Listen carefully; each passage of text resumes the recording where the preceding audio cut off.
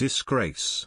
Sturgeon puts SNP in shamble with new election plans despite Omicron variant is close. SNP MP John Nicholson has said he does not know if Scotland's First Minister Nicola Sturgeon will stay and fight the next election.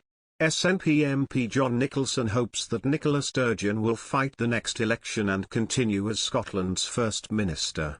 But Mr Nicholson admitted that it's human nature for other MPs to secretly wish they can succeed her as leader in case she steps down. For Mr Nicholson, the Scottish First Minister is an enormous asset who stands out above any potential successor looking to follow in her footsteps. Asked by host Joe Coburn if Ms Sturgeon will fight another election, Mr Nicholson replied, "I don't know. I've heard absolutely nothing." He told BBC Politics Live, "First of all, she just won a stonking great victory in May. But I am sure MPs talk to their pals on the phone and say, I would like to be the leader. I am not part of these conversations, but it's human nature that sometimes people do. But I think she will fight the next election and I hope that she does. I've not had a single conversation with any other MP about a successor." Mr Nicholson, a former journalist and broadcaster himself, added that no conversations about potential candidates to take over are doing the rounds. He said, "I remember when I used to do your job and sometimes MPs said that. I knew it wasn't true because I knew there was talk of succession, and in this case I can assure you it's not happening. I have heard absolutely nothing. But I'd like her to fight another election, because she is an enormous asset. She is head and shoulders above her competition. And people like her in Scotland. I am not surprised, I think she's great." After the successful elections in May, she laid emphasis on helping get Scotland through the COVID crisis and recover from it. In her 100-day plan, she also prioritised protecting jobs, supporting children and young people. Her unwavering commitment for Scottish independence is well documented, but a recent poll by Politico shows that 47% of Scottish people would prefer if their country remains in the UK. Only 44% think it's time to move on. Scotland's leader vowed she will renew her push for an independence referendum by the end of 2023, in a bid to end the 314-year association between England and Scotland. She said, "In the course of next year, I will initiate the process necessary to enable a referendum before the end of 2023.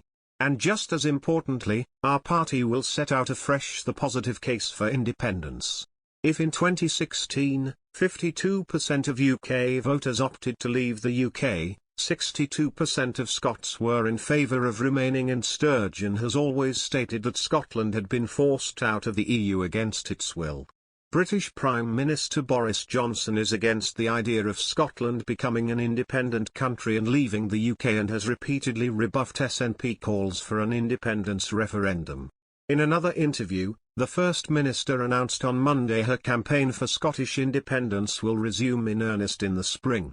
But the SNP leader has been criticised for focusing on her next move to break up the union following the emergence of the new Omicron coronavirus variant.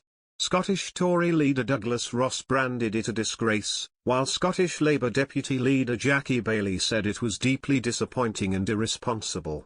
Mr Ross said, "The people of Scotland will have sighed with dismay, but not disbelief, that Nicola Sturgeon's response to the serious new COVID strain is to reaffirm her commitment to holding another divisive independence referendum within 2 years. It's a disgrace that on the same day as the First Minister is talking about the possibility of introducing new restrictions to combat the Omicron variant, her focus is once again on breaking up the UK. But, as usual with the SNP, independence trumps every other priority, even when opinion poll after opinion poll tells them the public want them to get on with the day job. Scotland's NHS is at breaking point, our drugs death crisis shames the nation, our education system is in decline, and the SNP's soft-touch approach to justice is letting the public down. There are a whole host of problems that Nicola Sturgeon's government have created, and have a duty to put right, but their minds are elsewhere. Ms Baillie added, "It is deeply disappointing and irresponsible, in the face of a deepening public health crisis, that the focus of the First Minister is once more on sowing division between Scotland and the rest of the UK. Division between